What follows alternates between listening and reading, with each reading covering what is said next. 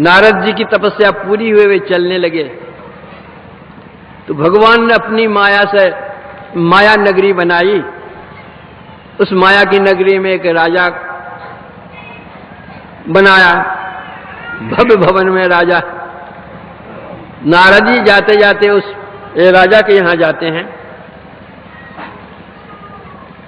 राजा की पुत्री सयानी हो गई थी। साधु वेश में देख करके, ज्ञानी समझ करके राजा ने अपनी पुत्री का हाथ दिखलवाया नारद जी से कि इसका विवाह किससे होगा, कैसे होगा, भविष्य क्या रहेगा।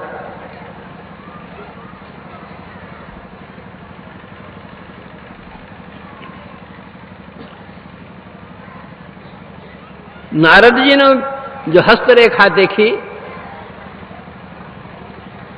तो उसमें था कि इसके पति त्रिभुवन पति होंगे।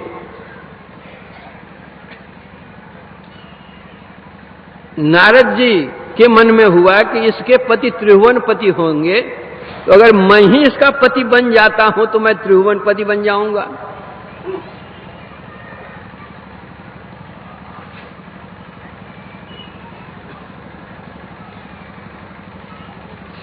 नारद जी ने हस्तरेखा कही। राजा ने स्वयंवर की रचना की। देश के कोने कोने से राजे लोग थे वे लोग आए। नारद जी भी उस सभा में जाकर के बैठ गए। बैठते उनके मन में हुआ कि हम तो साधु बाबा जी हैं, वो लड़की माला लेकर के आएगी तो हमको साधु जानकर के हमारे गले में डालेगी नहीं। जो सुंदर स्वरूप होगा उसी के गले में यह माला डालेगी। तुरंत वो भगवान का स्मरण करते हैं। भगवान प्रकट होते हैं और कहते हैं नारद जी कि आप मुझे अपनी सुंदरता दीजिए जिससे वो लड़की हमको वरण कर ले। भगवान ने कहा कि नारद, जिसमें तुम्हारा कल्याण होगा मैं जरूर करूंगा, घबराओ मत। शरीर तो उनका बहुत सुंदर बना दिया, अब मुंह उनका बंदर जैसा बना दिया। तो अपने मुंह जब तक आईना में नहीं देखेगा तो पता कैसे चलेगा। शरीर देखा तो बहुत सुंदर है। अब वह लड़की जयमाल लेकर के घूम रही है, देख रही कि कहां अच्छे राजा हैं, राजकुमार हैं। तो जिधर नारद जी बैठे हुए थे, जब लड़की उस ओर जाती तो मुंह बंदर साथ देख करके लड़की घूम जाती। तो जैसे लड़की घूम जाती दूसरी ओर तो नारद मुनि उठ करके वहां से उसी ओर चले जाते कि हो सकता है लड़की मुझको नहीं देख रही है। जहां जहां लड़की घूमती थी, जैसे जैसे जाती थी, नारद मुनि उसी तरह घूम घूम करके वहां बैठते थे। अंत में भगवान ही आए तो भगवान के गले में ही लड़की ने माला डाल दी। भगवान लेकर के चले उस लड़की को। नारद जी बड़े दुखी हुए कि भगवान इतने स्वार्थी, चाहता था मैं विवाह करने के लिए, भगवान अपने ही कर लिया है।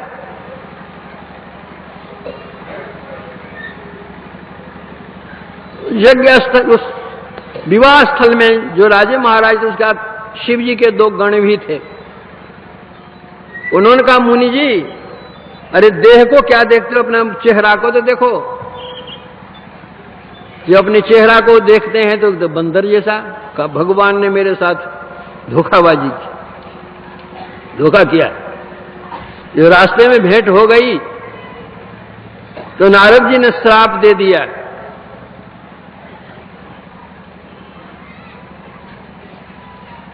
कि स्त्री के लिए शादी करने के लिए जो मैं विकल हुआ, तो जैसे मैं स्त्री के लिए विकल हुआ वैसे आप भी क्या कहते हैं स्त्री के विरह में विकल होंगे। और आपने जो मेरा मुंह बंदर सा बना दिया तो आपकी सहायता वही बंदर करेगा। वही बंदरों की फौज लेकर क्या कहते गए थे लंका।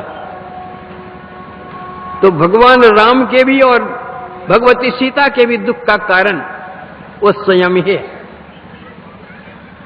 इसलिए लक्ष्मण जी कहते काहुन को सुख दुख कर दाता, निज कृत कर्म भोग सुनु भ्राता।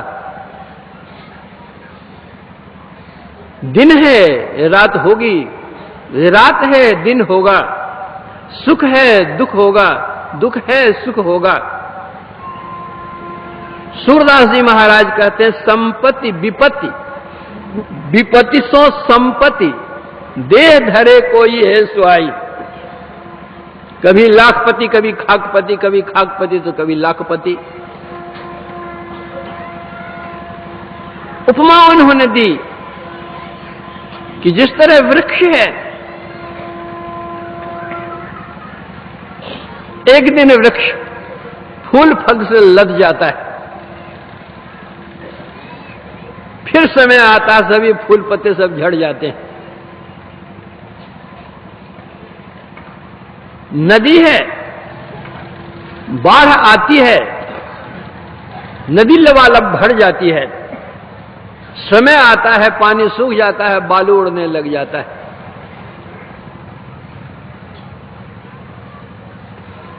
समय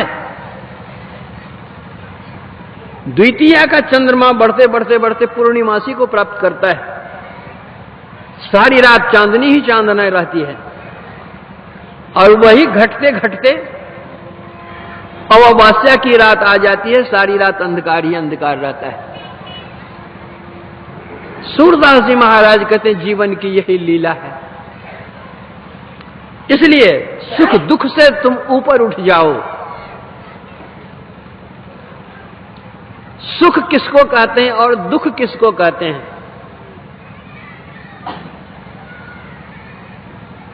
किसी ने इसकी परिभाषा दी कि दिन के अभाव को रात और रात के अभाव को दिन कहते हैं, उसी तरह सुख के अभाव को दुख और दुख के अभाव को सुख कहते हैं। दूसरे ने कहा कि अभाव ही अगर दुख का कारण है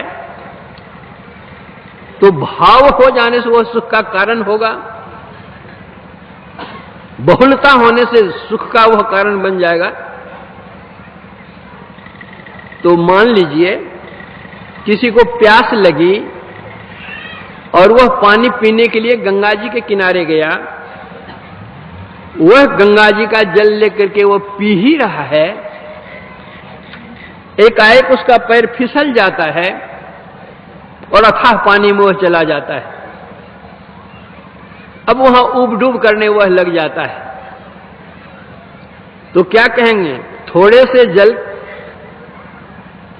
के कारण तो दुख था, जल नहीं मिल रहा था तो दुख था, लेकिन अब जो वह जल में डूब रहा है तो क्या वो सुख में तैरता उतराता है क्या?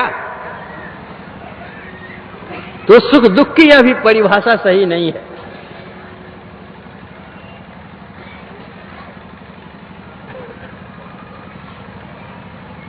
तो किसी ने कहा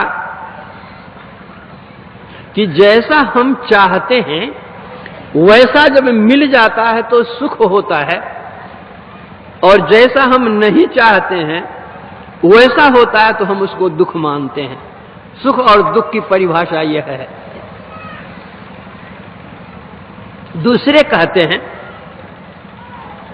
अगर यही है परिभाषा तो हम यात्रा कर रहे थे, यात्रा करते करते ऐसी जगह हम गए जहां रंग बिरंगे फूल खिले हुए थे, चतुर्दिक सौरभ से सुरभित हो रहा था,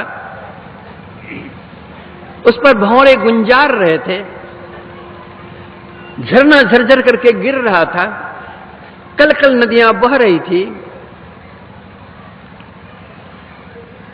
कोयल अपने पंचम सुर में कूक रही थी, चतुर्दिक हरे भरे पेड़ दिखते थे।